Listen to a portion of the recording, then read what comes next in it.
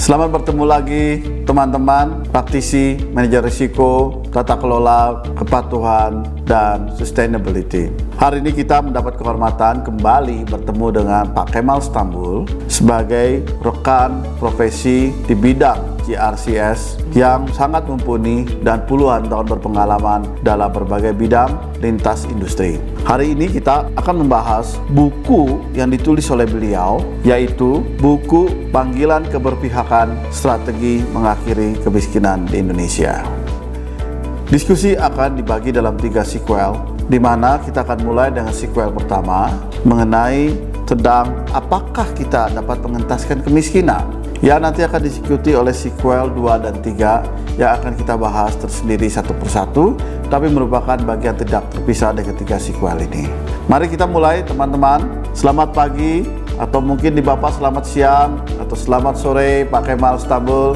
Terima kasih kita mendapat kehormatan kembali untuk berdiskusi dengan Bapak, terutama bagian-bagian dari buku Bapak yang sangat menyentuh hati kita, yaitu Panggilan Keberpihakan Strategi Mengakhiri Kemiskinan di Indonesia.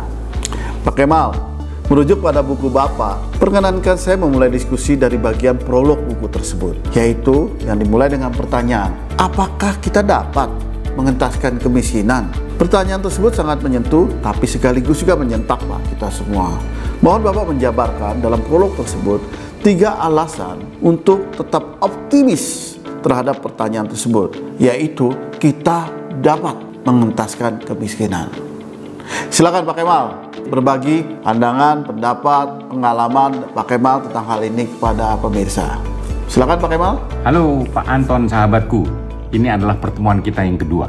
Dan ini adalah permulaan dari tahun 2021, Anda memulai sebuah pembahasan yang cukup menarik menurut saya, karena kebetulan merupakan juga hasil dari buku saya yang kedua tentang Panggilan Keberpihakan, sebuah strategi untuk mengakhiri kemiskinan di Indonesia. Memang buku ini adalah sebuah buku yang ditulis dari sejak tahun 2011 sampai dengan 2012 dan diterbitkan pada permulaan tahun 2012. Dan sebagai buku mungkin sudah beredar cukup lama dan membahas mengenai masalah penanganan kemiskinan. Dan memang judul ini saya pakai kata-kata panggilan keberpihakan yang punya intonasi dan intensitas bahwa mengenai keberpihakan atau sebuah panggilan keberpihakan itu merupakan suatu gerakan yang tidak mudah dan merupakan sesuatu yang harus dan mempunyai urgensi untuk diselesaikan, yaitu mengenai penanganan masalah kemiskinan. Oleh sebab itu, terima kasih kepada Anda yang ingin membahas masalah ini.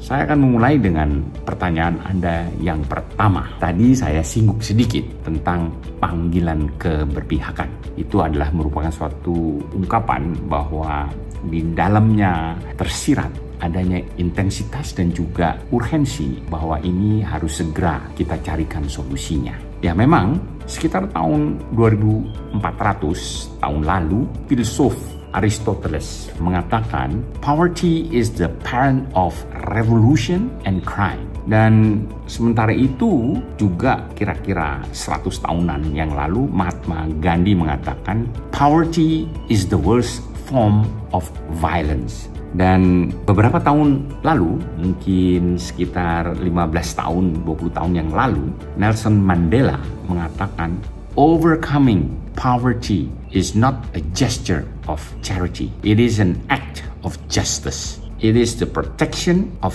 a fundamental human right, the right to dignity and decent life. Jadi, pandangan-pandangan para tokoh dan filosof kemanusiaan yang tadi saya sebut sudah menunjukkan bahwa kemiskinan adalah musuh peradaban universal sejak dahulu kala. Kemiskinan menimbulkan penderitaan dan merendahkan martabat manusia sehingga tidak sesuai dengan harkat manusia sebagai makhluk ciptaan Allah Subhanahu wa taala yang paling mulia. Dan lebih dari itu, kemiskinan adalah induk dari munculnya masalah-masalah sosial, baik itu yang bersifat sangat negatif dan yang bersifat menimbulkan juga ketidakstabilan dalam masyarakat. Karena masalah kemiskinan ini juga menunjukkan ketimpangan yang dirasakan oleh masyarakat dan harus dicarikan solusinya. Jadi selama saya sebagai pengamat yang mencoba untuk mencari solusi, maka saya didorong untuk mencari bagaimana sih solusi untuk menyelesaikan masalah ini. Karena di Indonesia sendiri kita semua memperhatikan bahwa masalah kesenjangan atau yang disebut dengan masalah yang menunjukkan inequality atau ketidaksetaraan dari anggota masyarakat karena mereka tidak mempunyai kesempatan yang cukup baik untuk bisa menyelesaikan dan keluar dari perangkap kemiskinan yang dialami baik itu oleh dirinya maupun yang pada umumnya telah berlaku juga dengan generasi-generasi sebelum dia, baik itu kakek, baik itu bapaknya, dan dia sendiri. Sehingga saya mengatakan bahwa kemiskinan ini bukan hanya secara struktural tetapi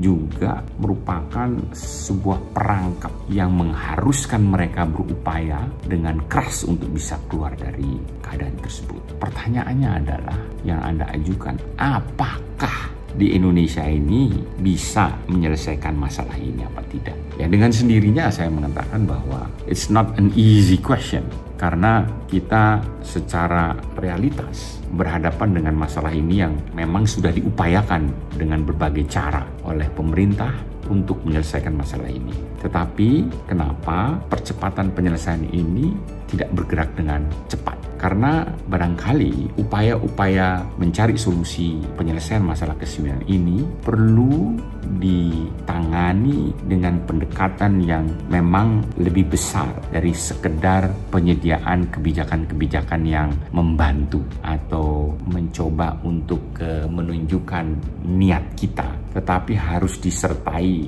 dengan sikap bahwa penyelesaian masalah kemiskinan ini perlu adanya keberpihakan. Nah, keberpihakan ini merupakan kata yang sangat penting karena kalau Anda itu berpihak artinya sumber daya, kemampuan, dan segala sesuatu yang perlu kita berikan harus diberikan kepada mereka yang membutuhkan. Oleh sebab itu saya sebutkan sebagai keberpihakan. Artinya memang ada sebuah upaya yang mungkin Anda anggap ini menempatkan mereka kepada suatu posisi yang spesial. Memang demikianlah, kita harus menyelesaikan masalah mereka dengan cara yang spesial. Oleh sebab itu, saya ingin mulai membahas bagaimana cara kita menyelesaikan ini. Pertama, pahami dulu kenapa masalah kemiskinan ini harus mempunyai posisi yang khusus tadi. Mari kita coba mendalami karakteristik kemiskinan ini sendiri, ya. Bahwa kita melihat bahwa mayoritas rumah tangga miskin ini banyak yang hidup atau menggantungkan hidupnya di sektor agraris ketika mereka berada di desa-desa. Tapi ketika mereka sudah di kota-kota, bentuk kemiskinan karakteristiknya juga agak berbeda karena mereka tidak lagi menjalani apa yang biasa dilakukan mereka di sektor ini. Oleh sebab itu, mereka memerlukan dorongan dan juga solusi untuk menyelesaikan masalah di sekitar ini. Selanjutnya, dapat dilihat bahwa kemiskinan di Indonesia memiliki perangkap atau trap yang terus menjerat golongan masyarakat miskin dan untuk terus berada di dalam kemiskinan. Layaknya sebuah perangkap, ia akan terus menghantui dan menjebak setiap langkah pembangunan negeri ini. Lantas, mampukah kita keluar dari perangkap kemiskinan tersebut? Inilah pertanyaan yang Anda sampaikan. Jadi kembali lagi, gagasan pengentasan kemiskinan ini disusun dengan sebuah keyakinan bahwa bangsa kita ini bisa melakukan hal-hal yang lebih baik dari apa yang sudah ada saat ini. Karena menurut pendapat kami, bukan karena kita tidak bisa mendesain sebuah kebijakan yang hebat, tetapi lebih karena kita sudah merasa puas barangkali dengan pilihan kebijakan yang baik. Namun saya yakin untuk saat-saat sekarang, optimisme dan kebijakan yang ada sudah mulai menampakkan keberpihakan yang nyata oleh pemerintah terhadap masyarakat yang paling termarginalkan dalam proses pembangunan Indonesia ini. Jadi kita harus meyakini bahwa dengan membangun dan mengimplementasikan strategi pengentasan kemiskinan yang komprehensif di sektor agraria atau pertanian, maka kita akan mampu menyelesaikan sebagian besar dari masalah kemiskinan di negeri ini.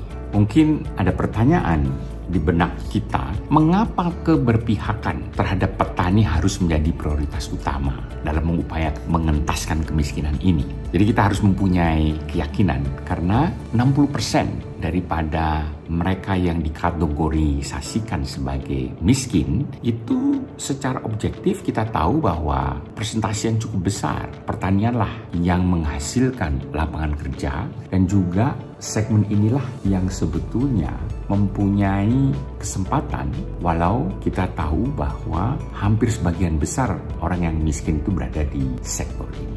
Tadi Anda menanyakan juga bagian pertanyaannya, apakah kita dapat mengentaskan kemiskinan? Saya dapat menyampaikan 3 alasan untuk optimis terhadap pertanyaan tersebut. Yang pertama adalah bahwa upaya menghilangkan perangkap kemiskinan, tentu kita tahu bahwa sejak dari saat kemerdekaan, pembangunan yang dilakukan oleh generasi sekarang sebenarnya tidak mulai dari titik nol.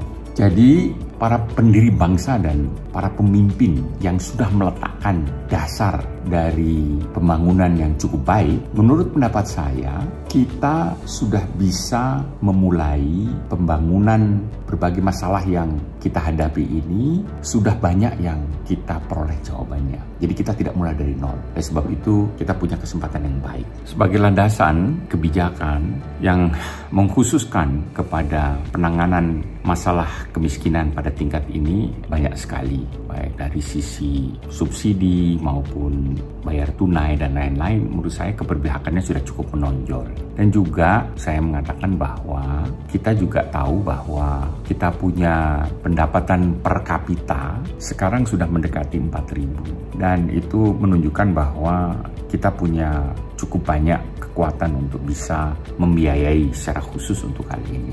Yang kedua, kita juga melihat bahwa peningkatan kelompok masyarakat kelas menengah secara signifikan juga dapat menjadi lokomotif penggerak perekonomian. Jadi meningkatnya pertumbuhan ekonomi yang dicapai dalam reformasi era ini memiliki kemampuan ekonomi yang baik, dan kelas menengah tumbuh dengan signifikan, dan kita sudah mempunyai pendapatan per kapita bagi kelompok ini sudah di atas mendekati 6.000, dan jumlahnya juga sudah cukup banyak, sekitar 25 juta orang, dan juga sekitar hampir 10 juta yang penghasilannya sudah di sekitar 15 ribuan lebih.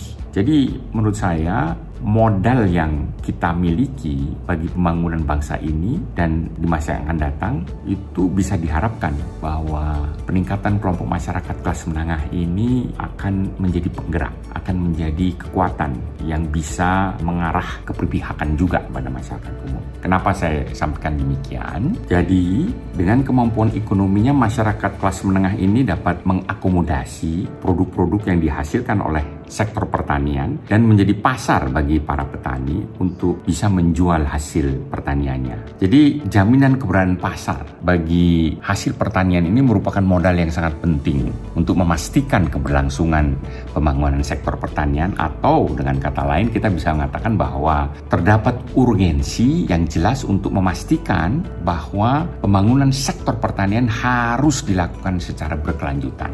Hal ini merupakan kontribusi yang nyata dari kelompok masyarakat kelas menengah dalam upaya pengentasan kemiskinan melalui pembangunan sektor pertanian.